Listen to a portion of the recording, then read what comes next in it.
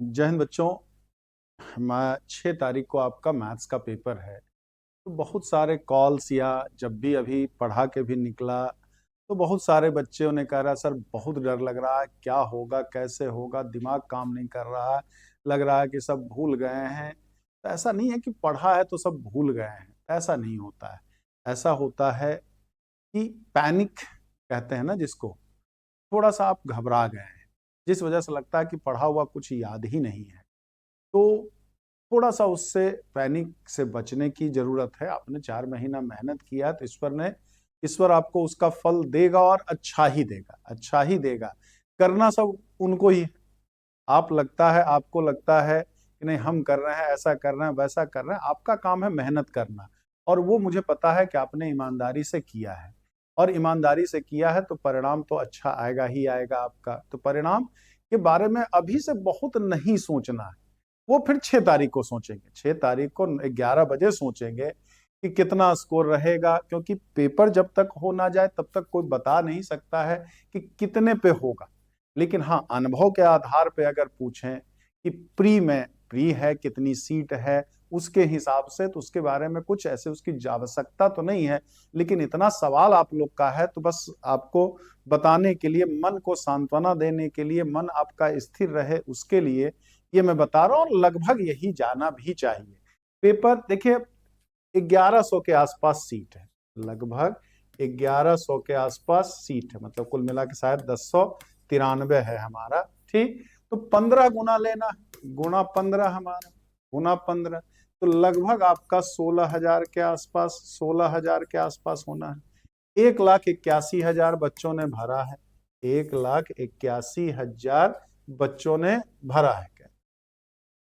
ठीक, तो लगभग हम क्या कहते हैं, कह सकते हैं कि 11.5 बच्चे, या 11.5 ना माने, लगभग 12 बच्चों पे एक का सिलेक्शन होना है, लगभग 12 बच्चों पे एक का सिलेक्शन होना है।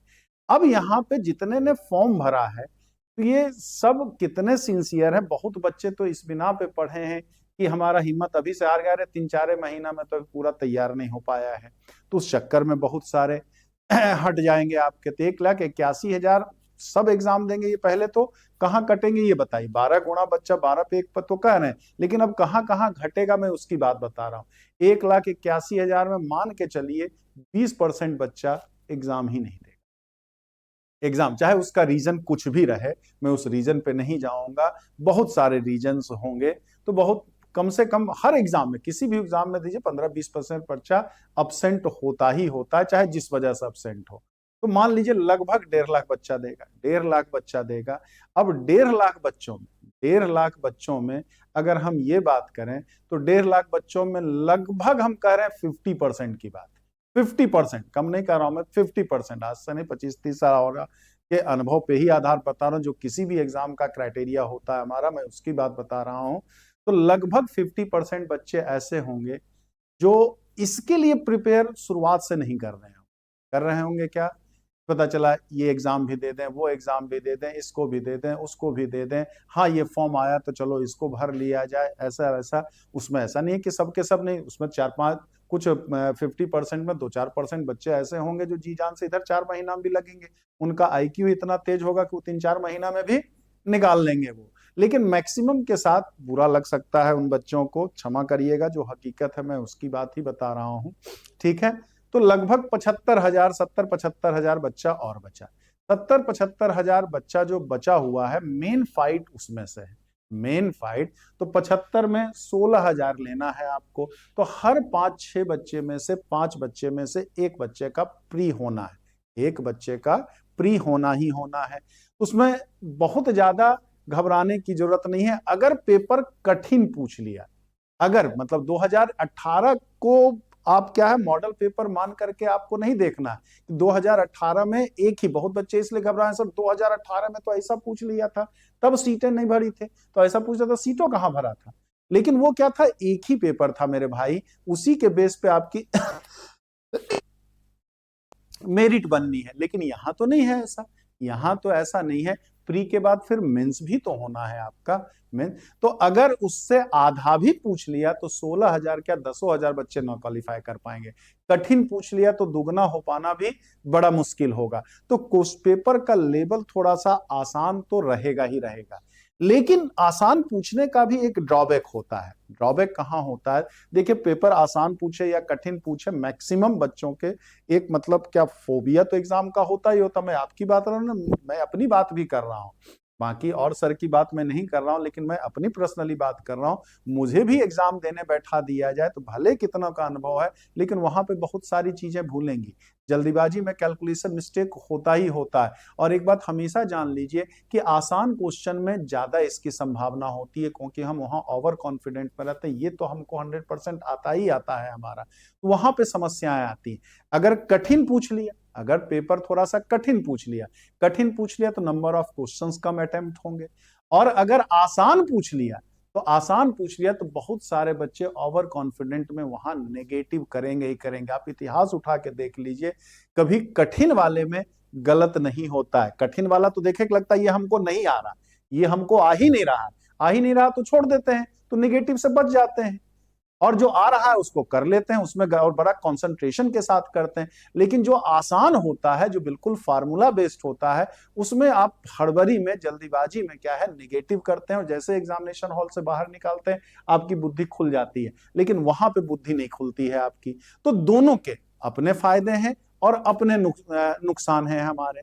तो यहां पर मैं कह रहा हूं, अगर बहुत इजी क्वेश्चंस पूछा, जैसा कि हम जान रहे हैं कि 120 आपका मैथ्स का पूछना है और +30 क्या जीएस का पूछना है, जीएस पूछना मतलब टोटल जो हो गया आपका कितना, 150 हो गया। 150 में का 40%, ठीक है, तो 40% जो होगा वो कितना, 60 क्वेश्चंस। 60 क्वेश्चंस हमारा, 60 क्वेश्चंस यानी कि 120 नंबर, 120 नंबर। ये तो मिनिमम चाहिए, ये तो क्या चाहिए जानते हैं कि हम लोग, मिनिमम चाहिए ही चाहिए, ठीक है। तो अगर एवरेज भी पूछ लिया, अगर एवरेज पूछा, कठिन पूछा तो मान के मतलब पिछली बार की तुलना में अगर 60% भी पेपर हुआ, पेपर का लेवल हुआ, ठीक है, तो वहां पर क्या है कि 15 गुना को बात तो छोड़ दीजिए, 5 गुना 7 गुना होना भी मुश्किल हो जाएगा। वैसा पूछेगा नहीं, ये बात तो मैं कंफर्म हूं कि वैसा नहीं पूछेगा। जो पिछली बार एलटी का पेपर था उसकी तुलना में बहुत आसान वन लाइनर पूछेगा, फार्मूला बेस्ड पूछेगा, या ज्यादातर 150 में, मतलब मैं मैथ्स की बात करूं तो 120 में कम से कम 30-40 तो डायरेक्ट फार्मूला पूछेगा ही पूछेगा।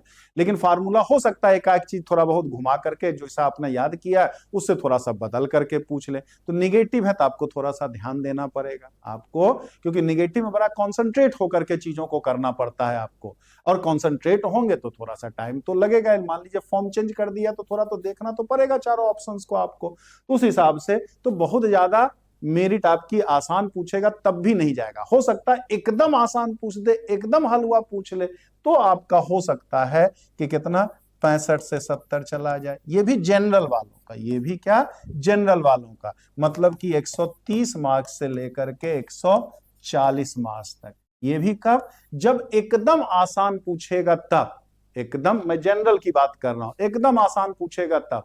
अगर एवरेज पूछा, अगर एवरेज क्वेश्चंस आपका पूछ रहा, तो यही आपका क्या होगा, मिनिमम 60 क्वेश्चंस जो है वो यही आपका क्या हो जाएगा, मेरिट बन जाएगी। इतने पे ही काम आपका चल जाएगा, इतने पे। SC ST का तो 35 थोड़ा सा कम है आपका क्वालिफाई, मिनिमम ही उनका कम कर दिया है, तो उतने भी होना थोड़ा सा मुश्किल होगा, लेकिन यहाँ इतने पे हमारा काम चल जाएगा। लेकिन आपको ये टारगेट नहीं रखना, आपको ये टारगेट नहीं रखना है।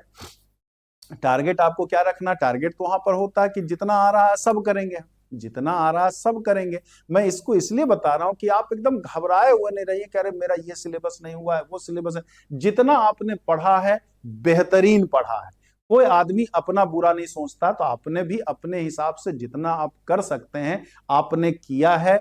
ये घबराइए नहीं कि ये भी छूट गया, वो भी छूट गया, वो भी छूट गया। अगर आपका 60-70% भी आपकी चीजें तैयार हैं, उतना अगर अच्छे से 60% भी तैयार है, तो 60% में 2 4 5 मतलब क्या हो गया, 60% मतलब 12 छक 72 मैथ्स की मैं बात कर रहा हूँ। जीएस में छोड़ दे रहा हूँ, जीएस अगर 2-4 मैथ्स वालों का जीएस थोड़ा सा वीक पॉइंट होता है उनको, लेकिन ना चाहते हुए भी 2-4 तो जीएस करे लेंगे, 2-4 तो जीएस कर ही लेंगे। तो 75 आपने कर लिया, 75 आपका हो गया। अगर आपका तो 2-4-5 गलत भी होगा तो भी 60-65 क्वेश्चन आपका 65 क्वेश्चन के मार्क्स मिल जाएंगे। 75 किया और 10 आपका गलत हो गया तो 3 को 65 और 3 क्वेश्चंस का और हटा दीजिए आप, तो 62-63 क्वेश्चंस के मार्क्स ऐसे भी मिलना है।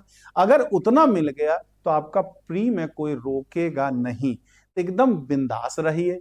बिंदास रहने का मतलब क्या? बिंदास नहीं कि एकदम आप सो जाइए एकदम, ठीक है। बस हल्का फुल्का आपको रिवीजन करते रहिए, दिमाग को आराम भी देना होता है। जब कोई क्या होता है, जैसे देखते हैं ना, कोई मेन मैच होता है तो थोड़ा सा रेस्ट दिया जाता है, लगातार मैच तो नहीं खेला जाता, थोड़ा सा रेस्ट दिया जाता है। तो यहाँ भी रेस्ट देते हुए पता चला सारी एनर्जी आप यहीं लगा लेंगे, पढ़ते समय ही लगा लेंगे, और जब उस समय सबसे ज्यादा एनर्जी की जरूरत होगी वहीं पे स्थिति खराब हो जाए। तो ऐसा भी नहीं, ऐसा नहीं कि बिल्कुल पढ़ना बंद कर दीजिए, ठीक है। पहले, अब आज के पहले तक अगर 12-15 घंटा पढ़ रहे थे, 12 घंटा पढ़ रहे थे, अभी 5-6 घंटा पढ़िए आप। चीजों को बस रिवाइज करिए आप, नया विशेष करने की जरूरत नहीं है। जितना आपने तैयार किया वो बेहतरीन तैयार किया है आपने, बस उसी को बार बार आपको रिवाइज करना, फार्मूला बस ना भूले आपका। तो 2 दिन आपका बचा हुआ है, बुध और बृहस्पति, सॉरी बृहस्पति और शुक्र, आज बुधवार तो हो ही गया। तो जितना आपका तैयार है उन फार्मूले को फिर से एक बार रिवाइज आप कर लेंगे, आपका काम एकदम होगा ही होगा। 100, 125, 150 को 150 पे थोड़ी मेरिट जाएगी भाई। 150 क्वेश्चन में अगर आपने 75 तक कर लिया, 75 तक, हम 75 क्यों कह रहे हैं, हम एक तरफ बता रहे हैं कि 60 पे होगा, लेकिन कह रहे हैं 75 आपने ये क्या, क्योंकि ह्यूमन एरर है, 2-4-5 क्वेश्चन ना चाहते हुए भी आपका गलत होगा ही होगा। वो मैं भी करूंगा तो भी गलत होगा, तो भी वो गलत होगा ही होगा, क्योंकि वो एग्जाम का प्रेशर ही ऐसा होता है, ना चाहते हुए भी वो चीजें हो जाती है। तो 75 हमने इसलिए कहा, 75 किया, 5-7 गलत भी हो गया, 10 हम मान के गलत चलते हैं, ठीक। ऐसे होना नहीं चाहिए, कोशिश करिए कि 1-2 गलत हो। लेकिन हम बहुत बुरी स्थिति में कह रहे हैं, मान लीजिए 10 भी गलत हो गया तो भी आपको 62 नंबर का, 62 क्वेश्चंस का नंबर मिल गया, आपका काम प्री के लिए हो गया। अब 150 में 150 ला करके भी क्या अचार डालना है? ऐसा तो है नहीं कि ये मेरिट आपका क्या है, ये मेरिट आपका क्या है, मेन एग्जाम में जुड़ना है। इसको मेन एग्जाम से तो इसको कोई मतलब नहीं है, बस ये क्वालिफाई करना है। तो बिंदास रह करके आपको करना है, डरने का नहीं, घबराने का नहीं, बस ईश्वर का नाम लेने की जरूरत है, अपने ऊपर भरोसा रखने की जरूरत है। अगर आपने मेहनत किया है तो परिणाम इसका सुखद होगा ही होगा। जितना आप डर रहे हो उतना भी डरने की कोई आवश्यकता नहीं है, मेरा अनुभव तो यही कहता है। बाकी आप भाई खुद समझदार हैं, ऐसा नहीं है कि कई लोग जो एलटी का एग्जाम दे रहे हैं वो ऑलरेडी टीचिंग जॉब कर रहे हैं, भरे प्राइवेट में कर रहे हो, बस उनको सरकारी ठप्पा लगने का इंतजार है। भाई प्राइवेट वाले कहीं ना कहीं खून तो पी ही लेते हैं एक तरीके से, ठीक है। तो एक है कि एक समाज में इज्जत प्रतिष्ठा हमारी बन जाए, ठीक है। पैसा कमाना एक बहुत बड़ी चीज नहीं है, आप भी जानते हैं। प्राइवेट अगर आप अच्छे हैं, मैथ्स आपका अच्छा है या कोई भी सब्जेक्ट में स्किल है आपके पास, तो जितना एलटी ग्रेड में मिलता है आप वहां अर्न कर सकते हैं थोड़ा सा प्रयास करने के बाद। लेकिन जो इज्जत प्रतिष्ठा मिलती है आदमी, उसके लिए आदमी जी जान से लगा होता है कि नहीं जीआईसी के हम टीचर बन जाएंगे। तो थोड़ा सा कंफर्ट जोन से बाहर आपको आने की जरूरत पड़ेगी प्री एग्जाम होने के बाद, ठीक है। प्री एग्जाम तक आप कंफर्ट जोन में ही रहेंगे, और प्री तो पक्का आपका निकलेगा ही निकलेगा अगर आपने एवरेज स्टडी की है। बस एकदम से ही आपने नहीं पढ़ा, पहले ही हिम्मत हार चुके हैं तो बात अलग है। अगर अंतिम समय तक आप हिम्मत बांधे हैं और एवरेज स्टडी भी की है तो प्री, कोई माइका लाल आपको प्री सेलेक्ट होने से नहीं रोक सकता है। तो उम्मीद करते हैं 6 तारीख को आपके चेहरे बिल्कुल खिले होंगे सेंटर से निकलने के बाद। और साथ ही साथ एक इंपॉर्टेंट बात आपका, कि अगर प्रयागराज आपका सेंटर है तो प्रयागराज में अगर रहने खाने की कोई दिक्कत आपको है तो मेरा आतिथ्य आप स्वीकार कर सकते हैं। आप बिल्कुल निसंकोच बता सकते हैं सर प्रयागराज में मुझे नहीं पता चल पा रहा है, तो आप बिल्कुल टीचर्स एकेडमी के नंबर पे भी आप कॉल कर सकते हैं, आप मेरा आतिथ्य स्वीकार कर सकते हैं। जैसे प्रयागराज तो ऐसे भी है भाई, इतने इतने लोगों को महाकुंभ में संभाल लिया, ये तो छोटा सा एग्जाम ही है, संभाल ही लेगा। उसकी कोई विशेष दिक्कत नहीं है। बस टेंशन फ्री रहना, टेंशन बस नहीं लेना, इस बात का बस ध्यान आपको लेना। टेंशन लेना मतलब दूसरे तरीके का टेंशन लेना नहीं, होगा क्या होगा, कितना कट ऑफ जाएगा, तो इसके बारे में अभी से कोई टेंशन नहीं लेना। जो होगा अच्छा होगा, अगर आपने अच्छा किया है तो अच्छा ही होगा, बुरा तो खैर कभी हो ही नहीं सकता है। तो बस यही निवेदन है कि दिमाग को आराम दीजिए, तनाव ना लें, आप अच्छा करेंगे ऐसा मेरा भरोसा है। और आप भी अपने ऊपर और ईश्वर के ऊपर, बाबा भोलेनाथ के ऊपर कृपया भरोसा रखेंगे, और बिल्कुल आप क्या फ्री होकर के जितना आप मैक्सिमम कर सकते हैं उतना मैक्सिमम करते रहने का प्रयास करेंगे, निगेटिविटी बिना दिमाग में लाए हुए।